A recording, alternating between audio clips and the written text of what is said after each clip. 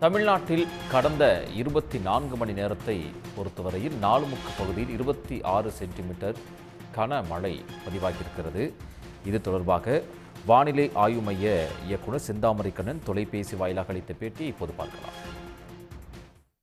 நேற்று காலை மலாக்கா ஜலசந்தி மற்றும் அதனை ஒட்டிய தெற்கு அந்தமான் கடற்பகுதிகளில் நிலவிய காற்றழுத்த தாழ்வு பகுதி இன்று காலை ஆழ்ந்த காற்றழுத்த தாழ்வு பகுதியாக வலுப்பெற்று அதே பகுதிகளில் நிலவுகிறது.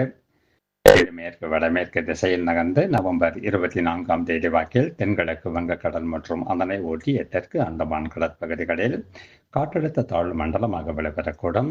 அதன் பின்னர் தொடர்ந்து மேற்கு வடமேற்கு திசையில் நகர்ந்து அதற்கடுத்த 2 தினங்களில் தென்கிழக்கு வங்க கடற்பகுதிகளில் புயலாக வலுப்பெறக்கூடும். மீனவர்களுக்கான எச்சரிக்கையை பொறுத்தவரை அடுத்த 2 நாட்களுக்கு தென் தமிழக கடலோர பகுதிகள், மன்னார் வளைகுடா மற்றும் குமரி கடல் பகுதிகளிலும், அந்தமான் கடற்பகுதிகள் மற்றும் தென்கிழக்கு வங்கக்கடல் மற்றும் அதனை ஒட்டிய தென்மேற்கு வங்கக்கடல் பகுதிகளிலும் சூறாவளி காற்று வீச வாய்ப்புள்ளது.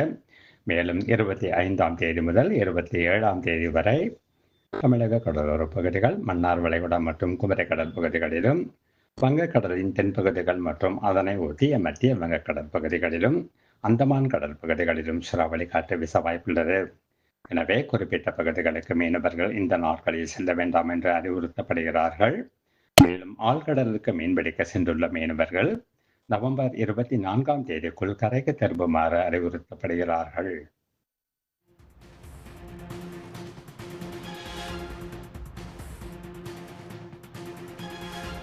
கடந்த 24 மணி நேரத்தை பொறுத்தவரையில் நாலுமுக்கு பகுதியில் 26 சென்டிமீட்டர் மழை பதிவாகியிருக்கிறது. 4 இடங்களில் மிக பலத்த மழை தற்போது பதிவாகியிருக்கிறது. கயத்தாரில் 11 சென்டிமீட்டர் மழை பதிவாகியுள்ளது. பாபநாசம், ஸ்ரீவைகுண்டத்தில் தலா 8 சென்டிமீட்டரும், அம்பாசமுத்திரம், கடம்பூர், சேரன் மகாதேவில் தலா 7 சென்டிமீட்டர் மழையும் பதிவாகியுள்ளது.